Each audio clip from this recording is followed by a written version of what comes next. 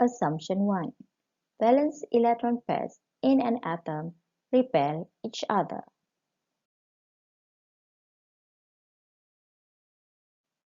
Assumption 2. Valence shells electron pairs therefore arrange themselves around the central atom in such a way there is minimum repulsion between them. This happens when they are as far apart as possible. For example, if there are two electron pairs or electron groups, then these adopt a configuration where the electron pairs are at an angle of 180 degrees, as in beryllium hydride and carbon dioxide.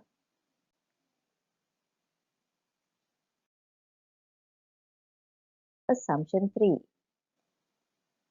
It is its definite arrangement of electron pairs that gives the molecules its distinct shape and geometry. In other words, molecular geometry depends on the electron pair geometry.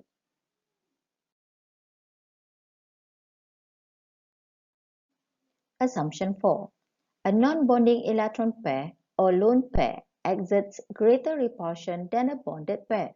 So lone pair repulsion is greater than lone pair bonded pair repulsion, which is greater than bonded pair repulsion.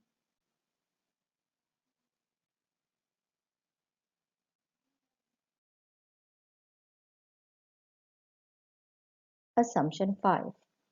For the purpose of determining electron geometry, the two pairs of electrons of a double bond and the three pairs of triple bond are treated as one.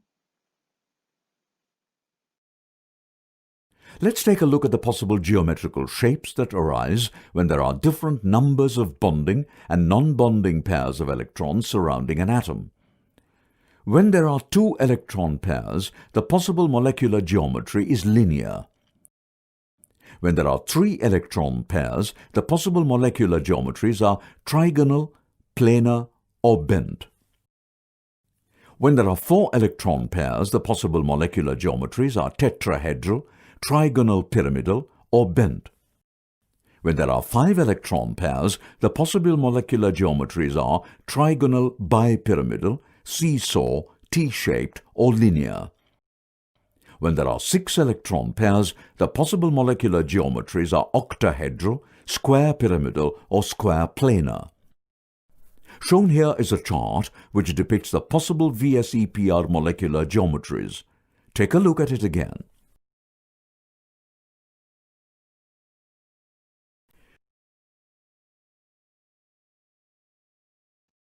Let us now use the VSEPR strategy to predict the shape of water molecule. First, draw the Lewis structure of the water molecule. Count the total number of electron pairs on the central atom oxygen in the molecule. Determine the number of bonding electron pairs and non-bonding electron pairs or lone pairs. A water molecule has two bonding pairs and two non-bonding electron pairs surrounding the central atom, making the total of 4 electron pairs. The most stable spatial arrangement of the valence electron is one which the mutual repulsion are minimum. Remember that if there are 4 electron pairs around the central atom, the electron pairs experience least repulsion when the arrangement is tetrahedral. So arrange the 4 electron pairs around the oxygen atom in a tetrahedral configuration. However, this is not the final structure as the electron pairs are not similar. The effect of lone pairs have to be brought into the pictures. The presence of lone pairs distorts the shape. The lone pairs exert greater repulsion on the bonded pairs, resulting in the bonded pairs being pushed closer to each other. Next, determine the molecular geometry. To do this, only the atoms need to be considered. So ignore the lone pair and look only on the arrangement of the atoms. We observe that the atoms are arranged in a band or V shape. Alternatively, once the number of bonded and lone pairs have been determined from the Lewis structure, the shape is identified using the VSEPR molecular geometry table.